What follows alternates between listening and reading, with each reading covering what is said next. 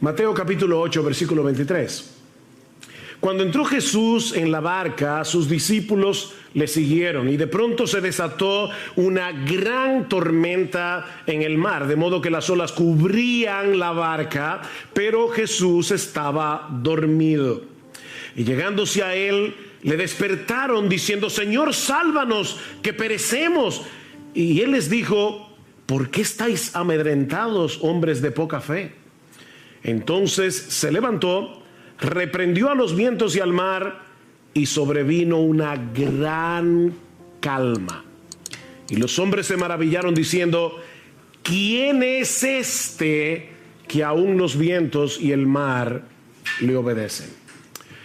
Bueno, como ya ustedes saben, este jueves en la tarde tuvimos un serio inconveniente en el techo de nuestra iglesia debido al error involuntario de uno de los obreros que estaba impermeabilizando el techo, y la fuerte lluvia que cayó esa noche y en la madrugada del viernes, el salón de cultos de nuestro edificio sufrió daños considerables, y es por esa razón que no podemos usar las facilidades en el día de hoy.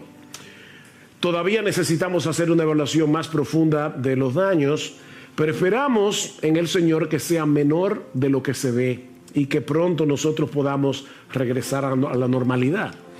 Ahora, es por esa razón que los pastores decidimos detener momentáneamente la serie de Romanos que venimos exponiendo desde hace ya varios meses, los domingos en la mañana, para poner este evento en perspectiva que viene a sumarse a todas las complicaciones, a todas las dificultades que nosotros venimos experimentando por causa de la pandemia. Y mi propósito en esta mañana es enfocar la naturaleza de las pruebas a la luz de este pasaje que acabamos de leer en el Evangelio de Mateo, para luego detenernos a considerar cómo funciona la fe cuando estamos en medio de la prueba. Mis hermanos, Pablo nos dice en 2 Corintios capítulo 5 versículo 7 que es por fe que andamos, no por lo que vemos, es por fe que andamos.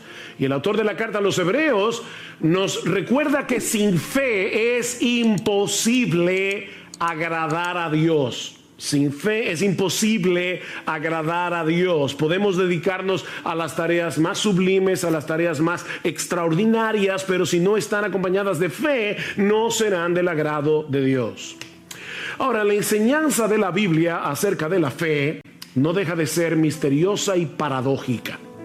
Por un lado, la Biblia dice que la fe es un regalo de Dios. Dice Pablo en Filipenses, por ejemplo, capítulo 1, versículo 9, a vosotros se os ha concedido, a vosotros se os ha dado de gracia, no solo que creáis en Él, sino también que padezcáis por Él. La fe es un regalo de la gracia de Dios. Sin embargo, la Biblia nos dice que aunque la fe es un regalo de Dios, somos tú y yo los que creemos. Dios da la fe, pero nosotros somos los que ejercemos fe. Es por eso que Pablo nos exhorta en Efesios capítulo 6 a tomar el escudo de la fe con el cual podamos apagar los dardos de fuego del maligno. Somos tú y yo que tomamos la armadura. La armadura es de Dios, pero somos tú y yo que usamos la armadura. Y eso es precisamente lo que aprendemos de este pasaje. Esta historia tan conocida y narrada en una forma tan sencilla en el Evangelio de Mateo contiene algunas enseñanzas muy profundas acerca del ejercicio de la fe en medio de las pruebas.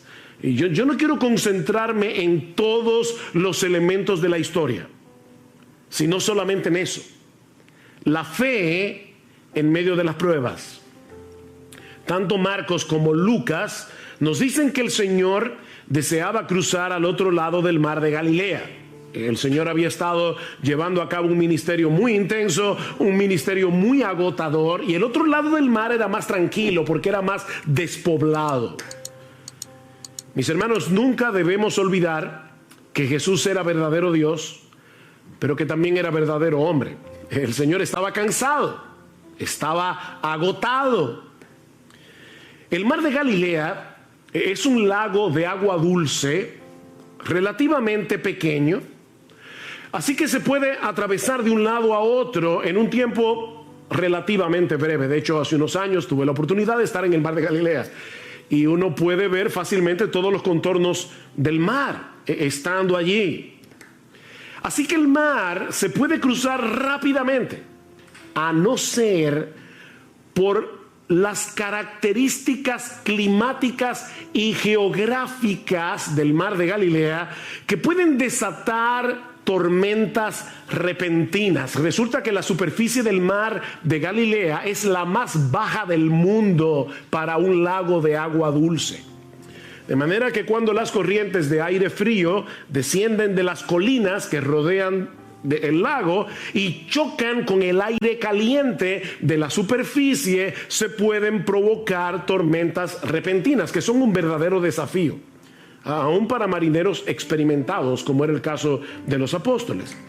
Y eso fue precisamente lo que ocurrió esa noche. Vean otra vez versículo 23. Cuando entró Jesús en la barca, sus discípulos le siguieron y de pronto se desató una gran tormenta en el mar, de modo que las olas cubrían la barca, pero Jesús estaba dormido. Marcos nos dice en su evangelio que se desató una mega tormenta, un mega huracán, dice el texto literalmente. Que en asuntos de minutos puso a la barca al borde del naufragio. Las olas eran tan altas y golpeaban con tal violencia que el bote se zarandeaba de un lugar a otro. Yo no sé si ustedes alguna vez han visto esos, lo que nosotros llamamos muñequitos, en otros países le llaman cartones animados, donde de repente el agua se convierte como en un puño y comienza a golpear la barca. Bueno, lo que los discípulos estaban experimentando esa noche era un puño de agua golpeando la barca una y otra vez. Los discípulos sabían que ellos estaban en un serio problema. Humanamente hablando, era una situación desesperada, era una situación sumamente peligrosa.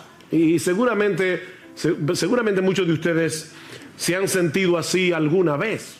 O puede ser incluso que estén atravesando por una situación similar en este mismo momento. Nadie está exento de las dificultades que surgen viviendo en un mundo caído. Y por eso, mis hermanos, es que es tan importante entender la naturaleza de las pruebas para luego ver cómo nosotros debemos ejercitar fe cuando estamos en medio de una prueba. Así que veamos en primer lugar la naturaleza de las pruebas tal como Dios nos los revela en este pasaje. Y lo primero que aprendemos de este texto es que las pruebas son controladas y enviadas por Dios con un propósito. Las pruebas son controladas y enviadas por Dios con un propósito. Ya les decía que no era nada extraño que en este mar se formaran tormentas repentinas, pero mis hermanos, Dios es soberano. Él lo controla todo, incluyendo los fenómenos de la naturaleza. Él puede impedir que cosas como estas sucedan, pero ¿saben qué? Muchas veces Dios decide no impedirlo. Dios decide no impedirlo. Yo sé que fue un error de un obrero que estaba impermeabilizando nuestro techo este jueves en la tarde. Pero mis hermanos, ese error de un obrero estaba en las manos del Señor. El hecho de que esa noche cayera un aguacero, nosotros lo escuchábamos fuera de la habitación y decíamos, está cayendo el cielo. Hacía muchos días, meses, que nosotros no veíamos un aguacero así.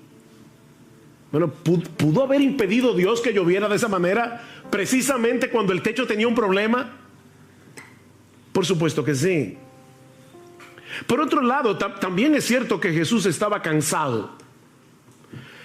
Mis hermanos, Jesús no estaba simulando que estaba dormido. En su naturaleza humana, él no pudo resistir el cansancio tan grande que tenía. Para los discípulos, era como de repente ver a Superman envuelto en kriptonita. O sea, el Señor está ahí, completamente agotado. Era tal el agotamiento de Jesús que ni el ruido de las olas ni el movimiento de la barca pudieron despertarlo. Él estaba completamente exhausto. Así que los discípulos sabían que su experiencia como marinero no les serviría de nada para poder maniobrar en una tormenta como esa. Y por lo visto tampoco contaban con Jesús. Era una situación realmente desesperada. Pero mis hermanos, la Biblia nos enseña una y otra vez que las pruebas nacen en el trono de Dios. Las pruebas nacen en el trono de Dios. ¿Ustedes recuerdan cuando Noemí regresó a Belén desde los campos de Moab, sin marido, sin hijos? ¿Cuál fue su explicación teológica a sus vecinos en Belén? El Todopoderoso me afligió. El Todopoderoso me afligió. Mis hermanos, las pruebas nacen en el trono de Dios. Jehová dio, Jehová quitó. Sea el nombre de Jehová bendito. Job no dijo, el diablo me quitó lo que Dios me dio. No, fue Dios que me lo dio y fue Dios que me lo quitó. No somos víctimas de un destino ciego. Estamos en las manos de un Dios lleno de sabiduría, de un Dios lleno de poder, que controla todas las cosas para su gloria y para el bien de su pueblo. Mis hermanos, déjenme hacerles una pregunta. ¿Quién fue que tomó la decisión de embarcarse esa noche para cruzar el lago? Fue Jesús.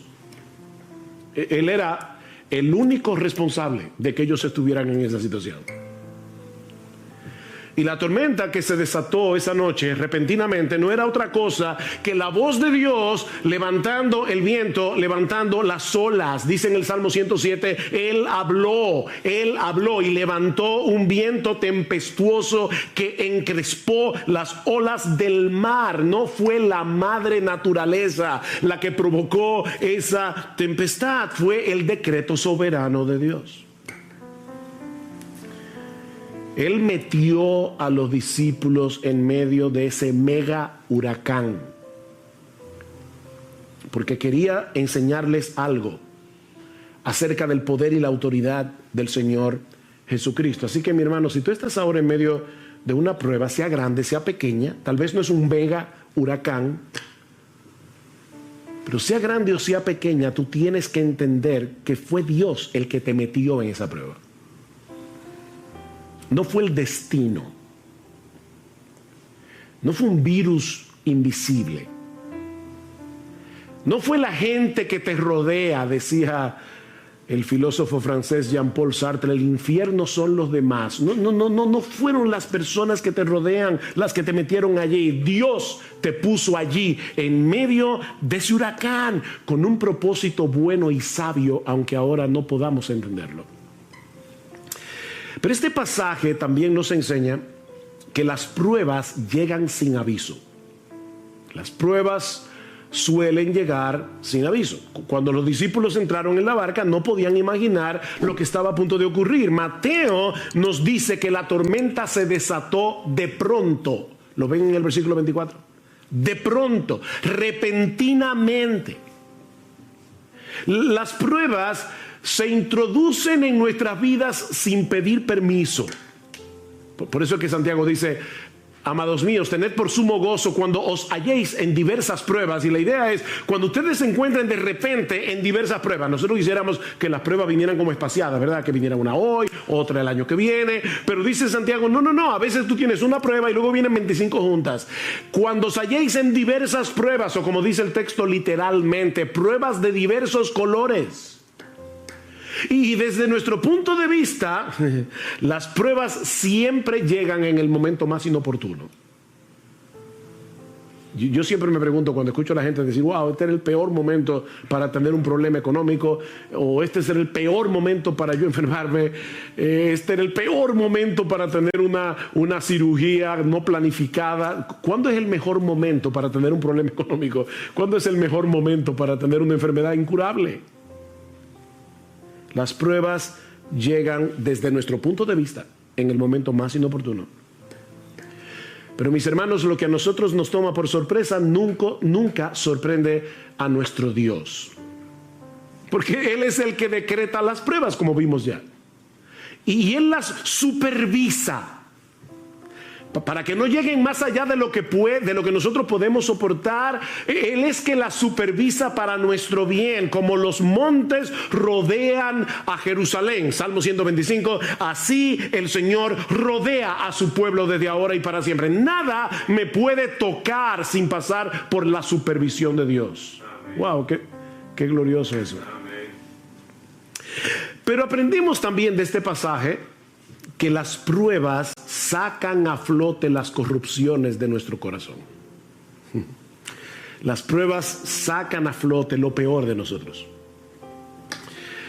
Los días previos a ese incidente, si ustedes pueden leer luego en sus casas Mateo capítulo 8 completo, se van a dar cuenta que Jesús había estado haciendo milagros sorprendentes. Por ejemplo, Mateo 8, 1 al 4, la curación de un leproso. Versículo 5 al 13, la curación a distancia del criado del centurión. Ni siquiera Jesús tuvo que ir a tocarlo. No, fue a distancia. La curación de la suegra de Pedro en el versículo 14. Y yo me imagino que en ese momento los discípulos se sentían campeones de la fe. Cuando uno ve a Jesús haciendo todo eso, tal vez ellos pensaban, mira, ahora mismo no importa lo que pase, yo confío en ese hombre.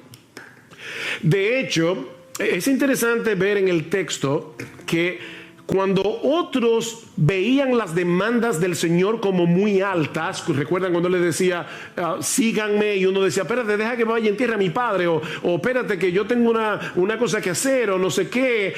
Cuando otros estaban poniendo excusas para seguir a Jesús, vean lo que dice el versículo 23, cuando entró Jesús en la barca, sus discípulos le siguieron. Mientras otros veían difícil seguir a Jesús y ponían excusas para seguir a Jesús, los discípulos no. Así que probablemente en ese momento ellos se sentían campeones de la fe. Pero ¿qué tan fuerte era esa fe? No había manera de saberlo si no era en medio de la prueba. Abraham no sabía qué tan fuerte y sólida y vigorosa era su fe hasta que Dios le pidió que sacrificara a Isaac. Ezequías fue un buen rey de Israel. Enfermó, le oró a Dios que lo sanara, Dios lo sanó. Y probablemente en ese momento se sentía fuerte en su fe. Llegaron unos embajadores de Babilonia y el orgullo de Ezequías salió a flote inmediatamente. Mis hermanos, es en medio de las pruebas que conocemos el estado real de nuestro corazón. Nuestra fe será probada por el fuego, dice en 1 de Pedro capítulo 1 versículo 7. Tiene que ser probada por el fuego. ¿Qué hace el fuego? El fuego licúa el oro, y al licuarse, como es un metal pesado, eso hace que la basura salga a flote, y entonces el orfebre comienza a purificar el oro. Pero tiene que ser por medio del fuego. Yo estoy seguro que a nadie le gustaría ir a una joyería, comprar una prenda pensando que es de oro y después resulta que era de hojalata. El oro tiene que ser probado y se prueba con fuego, no solo para ver su genuinidad, sino también para librarlo de impurezas. El oro tiene que ser probado por fuego, y nuestra fe también. Nuestra fe también tiene que ser probada. Y cuando somos probados, es que podemos ver una verdadera radiografía de lo que hay en nuestro corazón.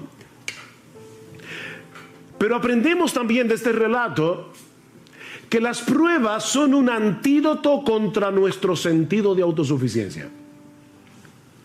Las pruebas son un antídoto contra nuestro sentido de autosuficiencia. Estos hombres eran pescadores, bueno, y eran pecadores también, pero eran pescadores experimentados, eran marineros de experiencia. Seguramente ellos habían estado en tormentas anteriormente en el mar de Galilea, porque eso era muy común. Pero ahora Dios los había colocado en una situación tan extrema que ellos sabían que toda su experiencia no les serviría de nada. De nada.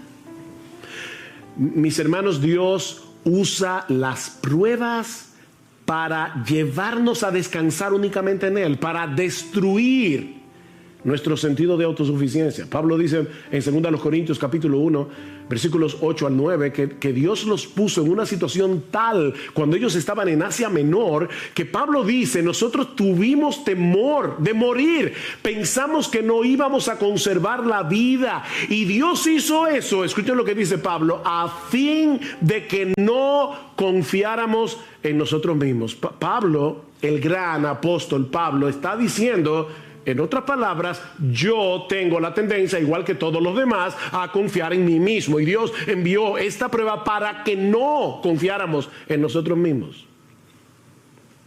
Todos nosotros tenemos una fuerte tendencia a confiar en nuestras propias capacidades. Y ¿saben qué? Nunca somos más débiles, ni estamos en una condición más vulnerable que cuando somos atrapados por el sentido engañoso, porque es una ilusión, de que nosotros podemos hacer las cosas en nuestras propias fuerzas. Eso es una ilusión. Pero cuando estamos en medio de las pruebas, percibimos más claramente lo frágiles que somos, y eso nos mueve a buscar nuestro refugio únicamente en Dios. Por eso es que Pablo dice en esa misma carta al final, 2 Corintios 12, por tanto, de buena gana me gloriaré en mis debilidades, para que repose sobre mí, para que tabernaculice sobre mí, para que el poder de Cristo haga una tienda de campaña sobre mí. Es lo que está diciendo Pablo, por lo cual, por amor a Cristo, me gozo en la debilidades, en afrentas, en necesidades, en persecuciones, en angustia, porque cuando soy débil, entonces soy fuerte. Cuando soy débil. Nunca estamos en una mejor condición espiritual que cuando percibimos que se acaban nuestras fuerzas, que ya no tenemos otra opción que ampararnos en el poder de la gracia de Dios. Pero lo más importante que nosotros aprendemos de este pasaje acerca de la naturaleza de las pruebas es que las pruebas nos brindan una excelente oportunidad para crecer en nuestro conocimiento de Dios y de sus caminos. Las pruebas son una escuela. Una escuela. Versículo 27. Y los hombres se maravillaron diciendo, ¿quién es este? Fíjense, ellos habían visto a Jesús hacer milagros, pero ahora se están preguntando, ¿quién es este? Este hombre no encaja dentro de nuestras categorías humanamente hechas. Cristo no encaja. ¿Quién es este? Que aún los vientos y el mar le obedecen. Esto no era una mera teoría para ellos. O sea, no fue que ellos vieron cómo Jesús se levantó de la barca. Y yo les decía al principio, yo no voy a estudiar y considerar cada uno de los detalles de la historia, pero ustedes recuerdan, ¿verdad? Jesús está dormido, los discípulos lo despiertan, Cristo mira el mar, mira el viento y le dice, cállate. Y la reacción de los discípulos no fue, wow, qué interesante. O sea, fíjate, wow, él solamente, mira, dijo la palabra y el mar se calmó. No porque ellos ya conocían eso en teoría. Ellos sabían que Jesús era poderoso, porque lo habían visto sanar. Recuerden, milagrosamente a leprosos, al criado del centurión. Ellos sabían que Jesús tenía poder. Pero ahora estaban tomando un examen práctico. Mis hermanos, las pruebas convierten el conocimiento teórico que nosotros tenemos de Dios en verdadero conocimiento. Job tuvo que pasar por todo lo que pasó para poder decir al final de su libro, de oídas te había oído. Un hombre que conocía al Señor, que adoraba a Dios día tras día, que oraba por sus hijos, un hombre piadoso. Y sin embargo está diciendo, Señor, yo no hubiera podido conocerte de no haber pasado por esta experiencia. De oídas te había oído, pero ahora mis ojos te ven. Déjame hacerte una pregunta. ¿Cuál es la mejor manera de aprender a jugar un deporte? ¿Leyendo un manual sobre las reglas de juego, los movimientos? Mira, nosotros podemos tener un manual escrito por Leo Messi acerca de cómo jugar el fútbol y aprender el manual de memoria, pero la única forma de aprender a jugar fútbol es jugando fútbol. Esto no es teórico, hermanos. Esto no es teórico. Y lo mismo ocurre con la teología. Dios quiere que nosotros le conozcamos íntima y personalmente. Dios quiere que nosotros confiemos en Él, no teóricamente, sino en la práctica. Sí debemos estudiar la Biblia, obviamente. Sí debemos leer buenos libros de los atributos de Dios, de la teología. Eso es extremadamente importante. Pero ese conocimiento vendrá a ser verdadero conocimiento cuando nosotros podamos aplicarlo en medio de la tormenta. Así que son muchas las cosas que Dios nos enseña en medio de las pruebas. ¿Ven? Jamás podremos conocerlo mejor a Él y conocernos mejor a nosotros mismos a menos que atravescamos por diferentes pruebas. Alguien decía muy sabiamente, contemplo el mundo a través de mis lágrimas porque quizás así vea cosas que no vería con los ojos secos. Contemplo el mundo a través de mis lágrimas, porque quizás así voy a ver cosas que yo no vería con los ojos secos. Hay cosas que no se ven con los ojos secos, se ven llorando.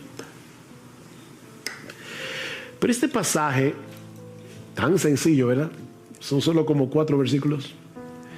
También nos enseña algunas cosas acerca del ejercicio de la fe en medio de las pruebas. ¿Sí? Ya vimos lo que el pasaje nos enseña acerca de la naturaleza de las pruebas.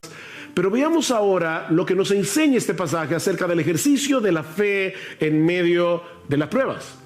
Esa noche, los discípulos se dejaron controlar por el miedo, se dejaron controlar por la angustia, a tal punto que no solo pusieron en dudas el poder de Jesús, sino también su amor y su cuidado. Vean otra vez el versículo 25, y llevándose a él le despertaron diciendo, Señor, sálvanos, que perecemos. El Evangelio de Marcos dice, Maestro, ¿no tienes cuidado que perecemos? Y no es que hay un error entre Marcos y Mateo, es que los discípulos comenzaron todos a hablar a la vez, y unos dijeron una cosa, otros dijeron otra. Pero el punto es que ellos estaban tan llenos de miedo que perdieron de vista lo que implica tener a Jesús en la barca. Ellos perdieron eso de vista. Y algunos pudieran pensar, bueno, pastor, pero óyame, no era para menos. No, Cristo tenía una evaluación muy diferente. ¿Por qué estáis amedrentados, hombres de poca fe? Hay al menos 2 cosas que nosotros aprendemos de esa respuesta de Jesús a los discípulos. La primera es que la fe rehúsa dejarse dominar por el miedo.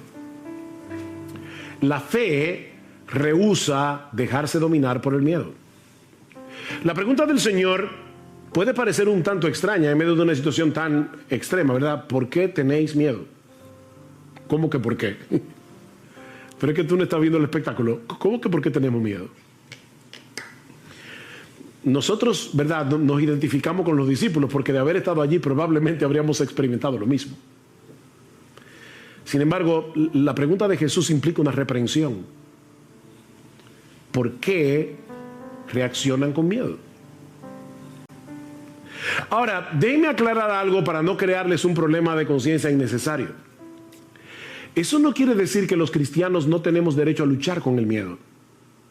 Sobre todo cuando estamos en una situación de peligro potencial. No. El miedo, el temor es algo que Dios ha puesto en nosotros para llevarnos a la protección, a protegernos, a no ser locos y arrojarnos a una situación que pueda hacernos daño. Lo que no tenemos derecho, los cristianos, es a dejarnos controlar por el miedo. Fíjense, nosotros tenemos derecho a tener una lucha inicial con el miedo. Lo que no tenemos derecho es a dejarnos dominar por el temor, tomando en cuenta que nosotros tenemos un Dios como el nuestro que cuida de nosotros. Los discípulos perdieron el control de sí mismo al punto de hablarle a Jesús con insolencia. Maestro, ¿no te importa? Oigan la expresión. ¿No te importa que perezcamos? En vez de mostrar una fe sumisa y esperar confiados en que Jesús iba a hacer lo que él tenía que hacer, la frustración, el miedo, los llevaron a reprocharlo por su falta de cuidado y de amor. Ahora, no olviden, mis hermanos, que ellos acaban de ver a Jesús sanar todo tipo de enfermedad. Ellos acaban de ver a Jesús echar fuera demonios. Ellos estaban conscientes de su poder. Ellos estaban conscientes de la compasión de Jesús, pero dejaron que el miedo los controlara. En otras palabras, en ese momento ellos perdieron su teología. Ellos perdieron su teología. ¿Alguna vez te has visto a ti mismo reaccionando de ese modo? Porque ay, mis hermanos, a mí me ha pasado más veces de lo que yo quisiera recordar. Me ha pasado más veces de lo que yo quisiera recordar. Sabemos que el Señor es bueno, sabemos que Él es todopoderoso, sabemos que Él está lleno de compasión y de sabiduría. De hecho, tú y yo tenemos un conocimiento mayor que el que tenían los discípulos esa noche, porque nosotros vivimos del otro lado de la cruz. Ellos todavía en ese momento no habían visto a Cristo muriendo por nuestros pecados y recibiendo en su cuerpo la ira de Dios por nuestro pecado, para que nosotros pudiésemos ser absueltos en el tribunal de Dios. Ellos vivieron del otro lado de la cruz. Pero ¿cuántas veces reaccionamos con esa misma clase de insolencia, con esa misma clase de incredulidad en medio de la prueba? No lo decimos con palabras, pero esa es la queja sutil y silente que está detrás de nuestra amargura y de nuestro descontento.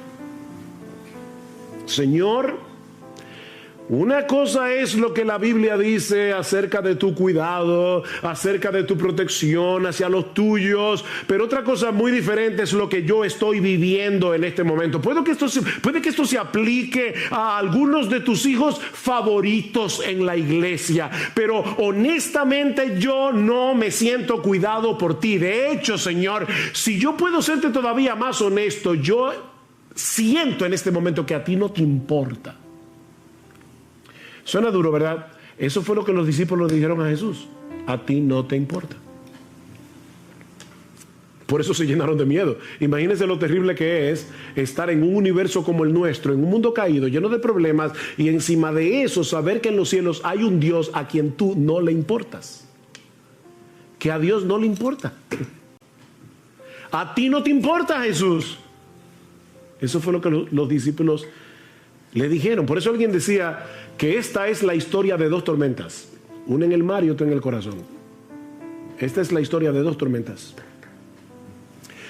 Mis hermanos, ¿qué debemos hacer cuando percibimos esa agitación inicial de nuestras almas, cuando percibimos que hay un peligro o una aflicción? Porque decimos, la fe rehúsa dejarse dominar por el miedo. Sí, pastor, eso suena muy bonito, pero ¿cómo yo hago eso? Bueno, eso me lleva a la segunda enseñanza, a la segunda lección que nosotros podemos aprender de este relato sobre el ejercicio de la fe en medio de las pruebas, y es el hecho de que hay algo que nosotros tenemos que hacer con la fe.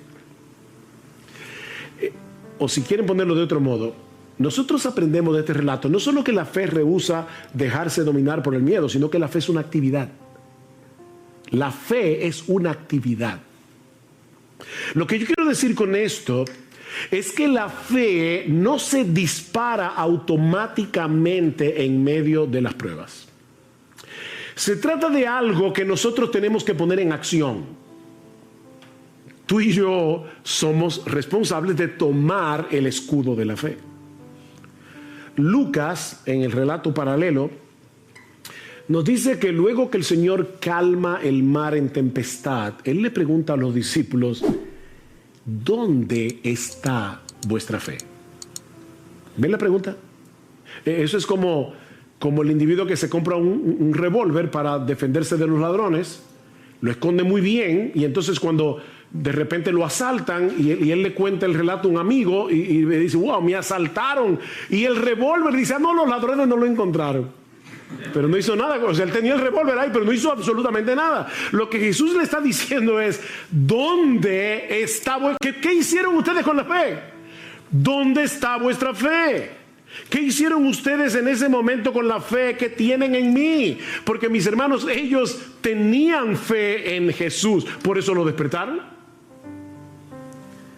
Pero no hicieron nada con esa fe, aparte de despertar a Jesús insolentemente. Mis hermanos, hay algo que debemos hacer con nuestra fe para impedir que la angustia nos arrope. ¿Qué dice el salmista en el Salmo 56? En el día que temo, fíjense, no es yo nunca tengo miedo, no. En el día que temo, yo en ti confío. En el día que temo, yo tomo la decisión de confiar en ti. Yo tomo la decisión de pensar correctamente. Por eso decimos que la fe es una actividad, porque es la actividad de mantener a raya nuestra incredulidad con la palabra de Dios. Nosotros tenemos que mantener a raya la serpiente de la duda, la serpiente de la incredulidad con la palabra de Dios.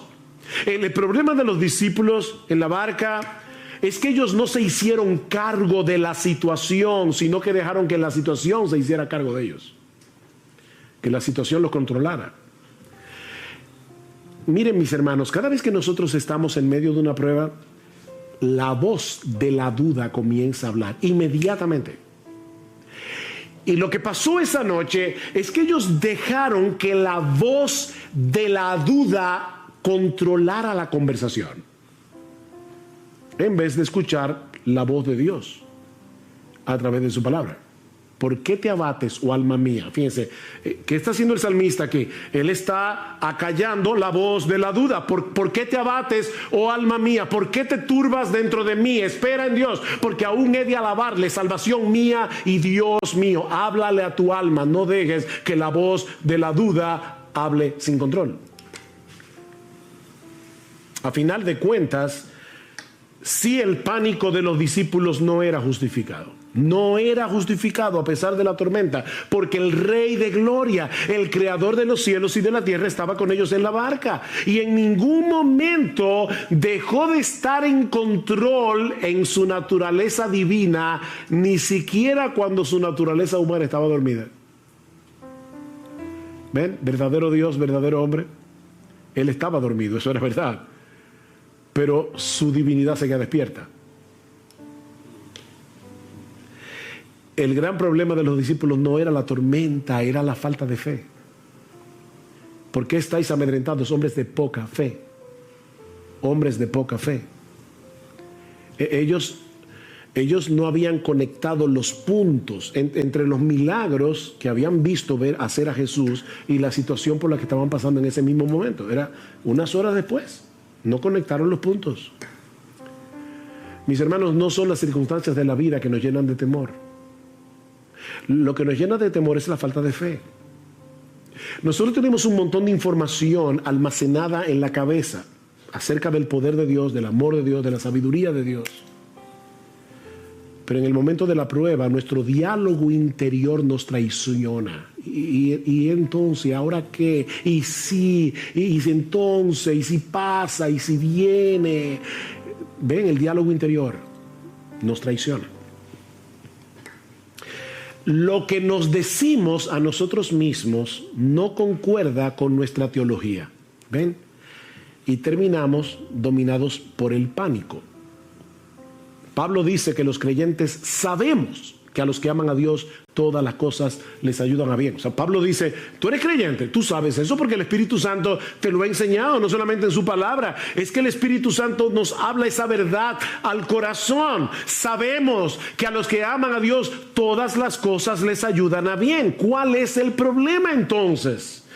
Que nos dejamos arrastrar a ese lugar que Juan Bunyan bautizó como llanura del olvido en el libro de La Peregrina. Y dice Bunyan, por cierto, esa es la parte más peligrosa de estos contornos, la llanura del olvido.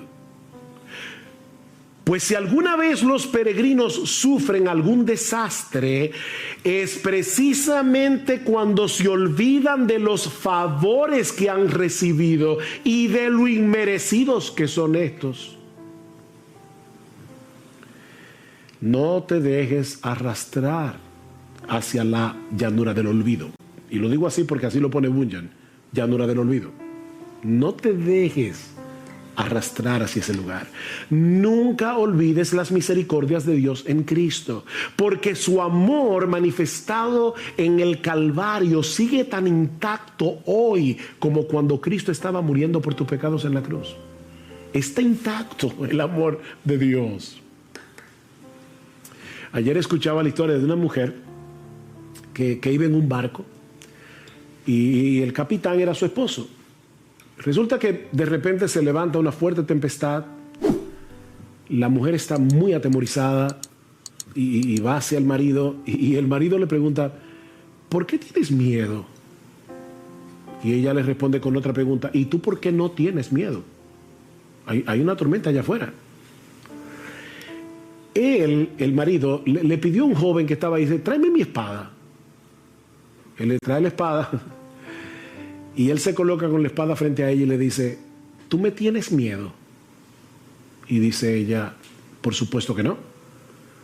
Y dice, ¿por qué tú no me tienes miedo? Dice, porque yo sé que tú me amas, tú eres mi esposo. Bueno, le dice él, el Dios que controla esta tormenta es mi Padre que me ama. Y no la usará para hacerme daño. Ella dice, pero el barco puede hundirse. Ah, le dice él, entonces mi alma irá a su presencia a la espera de la resurrección de mi cuerpo. Ven, mi hermano, ¿cuál es el asunto? Esa espada que ahora te hiere está en las manos de Dios, del Dios que te ama, del Dios que cuida de ti, del Dios que no te va a hacer daño, del Dios que no te va a hacer daño, aunque tenga que usar el escarpelo para hacerte una cirugía de corazón abierto, ese Dios no te va a hacer daño. Mis hermanos, no podemos permitir que las consecuencias de esta pandemia o lo que sucedió este fin de semana con nuestro edificio, claro que no me dio alegría saber que este domingo no nos íbamos a poder reunir en nuestro local. Por supuesto que me dio tristeza ver toda esa agua corriendo por el púlpito y bañando las sillas. Y no fue motivo de alegría subir al techo esta semana, el viernes, y ver lo que había pasado allí. O cualquier otra cosa que pueda suceder mañana, no pueden llevarnos a perder de vista el poder y el amor de Dios. Y que Él hace todas las cosas con un propósito sabio y santo, aunque nosotros no lo entendamos. Yo le decía a mi esposa, yo no sé si, por supuesto, este no es la única razón por la que Dios permitió todo esto, pero quién sabe si Dios quería que nosotros cambiáramos el mensaje de Romanos y predicáramos este mensaje, una de las razones por las que Dios obró para que mucha gente fuera consolada a través del texto de Mateo 8. ¿Quién sabe? Dios tiene tantos propósitos que solo los descubriremos todos cuando lleguemos al cielo. ¿Y acaso? No a nosotros, Señor, no a nosotros, sino a tu nombre da gloria, Salmo 115, por tu misericordia y por tu fidelidad. Solo tu nombre merece gloria porque solo tú estás lleno de misericordia y solo tú eres completamente fiel. Y ahora escuchen la pregunta, ¿por qué han de decir las naciones, ¿dónde está ahora tu Dios? Y yo te digo, ¿por qué le vas a permitir a tu alma, por qué le vas a permitir a tu corazón decir, ¿dónde está ahora tu Dios? Respuesta, nuestro Dios está en los cielos, Él hace lo que le place. Ahora, no olvides que lo que le place es conforme a su misericordia y conforme a su fidelidad. Alguien decía, tal vez escuchemos a nuestro corazón decir, no hay esperanza, pero debemos rebatírselo. Cuando tu corazón diga, no hay esperanza, dice él, debemos rebatírselo. Sí hay esperanza. Sí hay esperanza porque Cristo está en la barca. en nuestras vidas. Cristo está en la barca. Él ha prometido estar con nosotros todos los días hasta el fin del mundo. Y con una sola palabra, Él puede calmar el mar en tempestad. Cristo simplemente dijo, cállate, enmudece. Y la tormenta se calmó, como un niño obediente. Porque nuestro Dios controla el universo. Así que no importa qué tan severa sea la tormenta, no importa qué tan claro percibamos que nuestra barca está a punto de naufragar, una sola palabra de Cristo es suficiente para hacer que el mar vuelva a sosegarse. Y Él dirá esa palabra en el momento preciso cuando la prueba haya cumplido su propósito. Él dirá la palabra. Que Dios nos conceda ojos para ver y una mente para recordar, de modo que podamos glorificarle en medio de la aflicción, mostrando a ese mundo incrédulo allá afuera que estamos en las manos de un Dios sabio, todopoderoso, que nos ama con un amor eterno e inalterable, y que Él ha hecho un pacto con su pueblo de no volverse atrás, de hacernos bien. Vamos a orar. Padre, queremos darte muchas gracias, Señor, porque a pesar de lo sucedido este fin de semana y que ha producido daños considerables en nuestro edificio, Señor, nosotros podemos confiar en ti. Y de paso recordar que la iglesia no es un edificio de varilla y cemento. La iglesia son tus hijos. Y ahí está tu iglesia siendo cuidada todavía por ti. Gracias, Señor, por habernos permitido en esta mañana traer estas lecciones extraídas de un pasaje tan sencillo y al mismo tiempo tan profundo. Pero, oh Señor, te rogamos, ayúdanos ahora a convertir este conocimiento teórico en un conocimiento práctico. Señor, ayúdanos a conocerte mejor y ayúdanos a conocernos mejor. Y que nosotros podamos, en medio de cualquier situación o circunstancia, refugiarnos en ti, la roca inconmovible de los siglos. Alabado sea tu nombre, y alabado sea nuestro bendito Señor y Salvador Jesucristo, que ha prometido estar con nosotros todos los días hasta el fin del mundo.